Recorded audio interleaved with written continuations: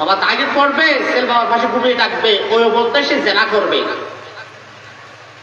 পাশে মা আছে, নারী আছে, বড় হুজুর আছে, পাশে সে বসে জেনা করবে।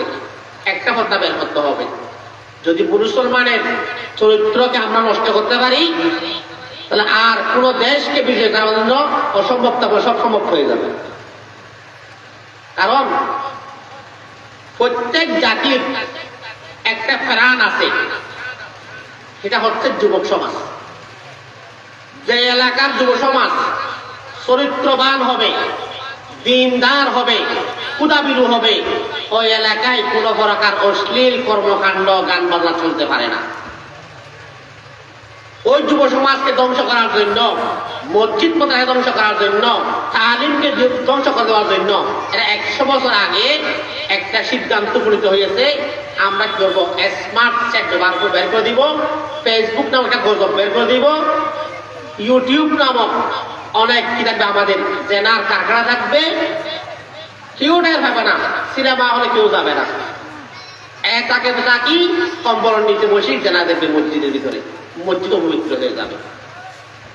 যুবক ছেলে যারা আছে এরা এখন সময় পেলেই ইউটিউবে ঢুকবে, ফেসবুকে ঢুকবে, চোখের গুণাও হবে, হাতে স্পর্শার কারণে হাত জানাকার হয়ে যাবে, এমবির কাছে যাবে, ওয়াল কিনে যাবে, পায়ের গুণা হবে। তাহলে এখন মুসলিম হাদিস বাস্তবায়ন হয়ে গেছে, কিয়ামতের পূর্বে এমন কোন ঘর থাকবে না যে ঘরের মধ্যে কি থাকবে না, জেনার পরিবেশ কায়েম হবে না। তাই বলছিলাম আল্লাহ পাক রব্বুল আলামিন আমাদেরকে যে কোরআনের নিয়ামত, কোরআনের দৌলত দান করেছেন, সেই কোরআনকে আমরা বুকে ধারণ করব। কারণ আল্লাহ পাক রব্বুল আলামিন বলেছেন আয়াতের মধ্যে, আল্লাহ দয়া করেছেন, মূল দয়া করেছেন, একজন রসুল প্রেরণ করেছেন, যে রসুল দায়িত্ব হচ্ছে ইয়াতলু আলাইহিম আয়াতিহি, তেলাওয়াত করবে কোরআনের আয়াতের, ওয়া ইউযাক্কিহিম, কোরআনের তেলাওয়াতের মাধ্যমে এদের আখলাককে পরিচ্ছন্ন করবেন। 3 নম্বর বলছে ওয়া ইউআল্লিমুল কিতাবা ওয়াল হিকমা, কিতাবুল্লাহ সুন্নতে রাসূলুল্লাহ শিক্ষা দান করবেন। এখন আমাদের উচিত হবে এই 4টা পন্থা গ্রহণ করা।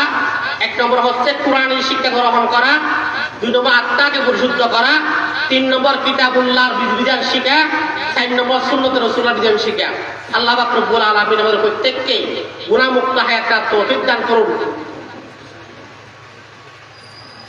তো বলছিলাম কোরআন সুন্নাহকে আমরা আঁকড়ে ধরতে হবে, তাজকিয়ায়ে নফস করতে হবে, আত্মশুদ্ধি করতে হবে। ওদের অনুমতি দিয়েছেন, সার্বিক কথা বলছি।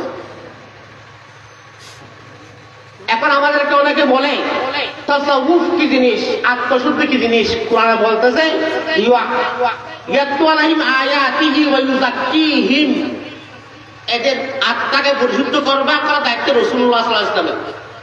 ওইটাকে বলে তাসাউফ বা সুফিবাদ। এটা আমাদের অনেকে মানে না, এটা কি জিনিস। অথচ যারা মানে না, প্রতিটি কর্মকাণ্ডে এরা পীরের অনুসরণ করে। যারা পীর গুরু বিরোধী, প্রতিটি ক্ষেত্রে এরা পীরকে অনুসরণ করে। যেমন দেখেন অনেক সময় ক্রিকেট খেলায় ওখানে যে কোচ লাগে, অনেক বড় খেলোয়াড়, বিশ্ব নাম করে খেলোয়াড়, সেও কোচের পরামর্শে খেলে, ক্রিকেট খেলা হোক, ফুটবল খেলা হোক। ঠিক বলতেছে উলামায়ে ইকরাম যত বড় হোক না কেন, যত বড় আলেম হই না কেন, তাহলে কোচ লাগবে। ওই কোচের নাম হচ্ছে পীর ও মুর্শিদ। আল্লাহ এটা বলতেছে ইয়াতলু আলাইহিম আয়াতিহি ওয়া ইউযাক্কিহিম। অন্য কথা বলেন ক্বাদ আফলাহা মান তাযাক্কা, ওই ব্যক্তি সফল কাম যে আত্মশুদ্ধি করেছে। তাই আমাদের উচিত হবে একজন পীর ও মুর্শিদ বুজুর্গ যাকে ভালো লাগে তাকে নিজের জীবনের পরামর্শ গ্রহণ করা, নিজের আত্মশুদ্ধির প্রচেষ্টা চালানো, কোরআনের তালিম গ্রহণ করা, কোরআনের বিধিবিধান চলা। আল্লাহ পাক রব্বুল আলামিন প্রত্যেককে কবুল